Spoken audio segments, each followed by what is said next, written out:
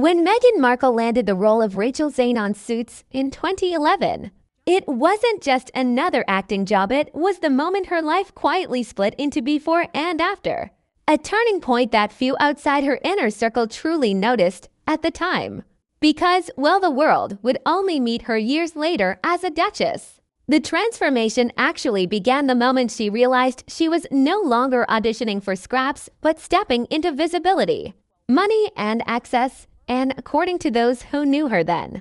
Meghan didn't celebrate with champagne speeches or Hollywood excess. She did something far more symbolic, hosting what insiders later described as a sayonara zera party inside her home. A low-key gathering where she invited friends over and encouraged them to take away the high street clothes she no longer wanted. Not because they were worn out, but because they represented a version of herself she believed she had outgrown. A quiet but telling gesture that marked her mental shift from struggling actress to someone preparing for a more elevated world. A world where labels mattered, perception mattered, and image became currency. And those close to her say the party wasn't cruel or flashy. It was intentional, practical, almost ritualistic. A clearing out to make space for the life she believed was finally opening up. And while it might sound trivial to some, fashion insiders know this kind of moment is rarely about clothes. It's about identity, because Meghan had spent years juggling auditions, side jobs, and uncertainty. And suddenly she had stability, a regular paycheck, and a platform that came with red carpets, brand events, and stylists eager to attach themselves to a rising star. And from that point forward, her relationship with clothing shifted from necessity to strategy. As experts have noted that even before she became globally famous, Meghan was already becoming comfortable in an ecosystem where outfits were loaned, gifted, or curated to tell a story. And this wasn't arrogance, it was adaptation. The unspoken rule of an industry where visibility is everything and looking the part is half the work. And during her early Suits years in Toronto, she began attending industry events, gifting suites, and fashion showcases, places where emerging actresses quietly learned how influence actually works, how networks are built, and how a carefully chosen look can open doors faster than talent alone. And it was during this period that she became closely aligned with stylist and socialite Jessica Mulroney, a woman deeply embedded in Toronto's fashion and media circles, who, according to multiple accounts, didn't just help Meghan dress better, but helped her understand how visibility could be converted into power, how being seen with the right people, wearing the right designers, and showing up in the right rooms could accelerate a career beyond what auditions ever could. And together they became inseparable, posting trips, fashion moments, and shared experiences that projected an image of confidence, ambition, and upward momentum. While Meghan's wardrobe steadily evolved from accessible high street brands to designers like Stella McCartney, Diane von Furstenberg, and Dolce & Gabbana, a shift that mirrored her growing status and hinted at the future reinvention that was quietly underway.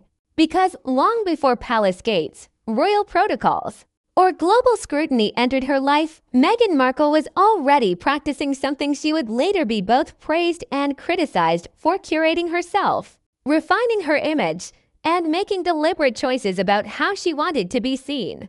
And that seemingly small sayonara zera party, which at first glance looks like a quirky footnote in a celebrity origin story, now reads more like an early chapter in a much larger narrative about ambition, reinvention, and a woman who understood, perhaps earlier than most, that success doesn't just arrive, you prepare for it, dress for it, and clear space for it long before the world notices you've changed.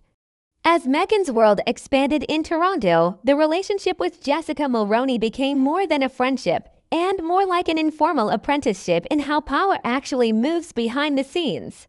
Because Jessica wasn't simply a stylist pulling clothes for photos. She was a connector, someone fluent in the unspoken language of proximity, access, and presentation.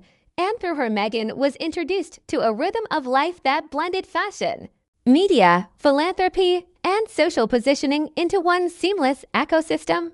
where every appearance mattered and every association subtly signaled ambition. And it was during these years that Meghan learned how wardrobes could function as narratives, how a clean silhouette could suggest seriousness, how a bold designer could imply arrival, and how consistency could build recognition long before fame did the heavy lifting. And while suits gave her a platform, it was this environment that taught her how to maximize it. Attending brand events not as a fan but as a participant. Appearing at gifting suites not as a guest but as someone being courted. And steadily shaping an image that felt aspirational yet approachable. Polished yet modern, and crucially, upward-facing.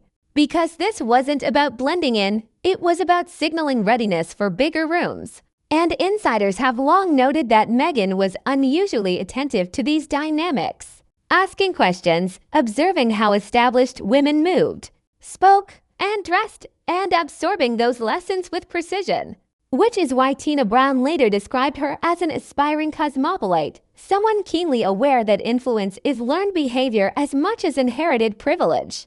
And this phase of her life explains why the leap from actress to royal consort, while shocking to the public, didn't feel like a complete rupture to those who watched her closely, because the habits were already there. The strategic dressing, the careful friendships, the understanding that optics are not superficial but structural.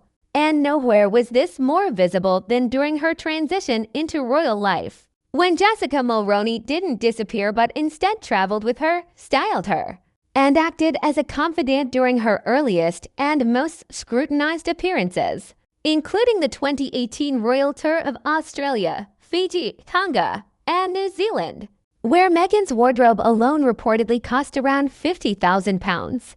A figure that sparked debate but also underscored how seriously image was being managed at that stage. Because by then clothing was no longer personal expression. It was diplomacy, symbolism, and global messaging rolled into fabric and tailoring. And yet for all the closeness, all the shared trips, all the social media affection and public appearances, the friendship that had once looked unbreakable would later fracture in a way that mirrored a recurring pattern in Meghan's life: rapid closeness followed by abrupt distance when controversy struck in 2020 and Jessica Mulroney became embroiled in a public scandal that forced Meghan into a position of silence, a moment that many observers believe marked the true end of their bond, not with a statement or farewell, but with absence and looking back. The arc from the Sayonara Zara party to the collapse of that friendship feels less like a series of random events and more like a study in reinvention at speed, where Meghan consistently shed versions of her past as she moved forward, sometimes gracefully, sometimes controversially, but always decisively. And whether one sees that as ambition, self-preservation, or calculated evolution often depends less on the facts than on the lens through which her story is viewed. Because long before royal titles magnified every choice, Meghan Markle was already living a life shaped by momentum, by the belief that standing still was the greatest risk of all. And that belief, formed quietly in a Toronto apartment filled with discarded high street clothes, would follow her into every chapter that came next.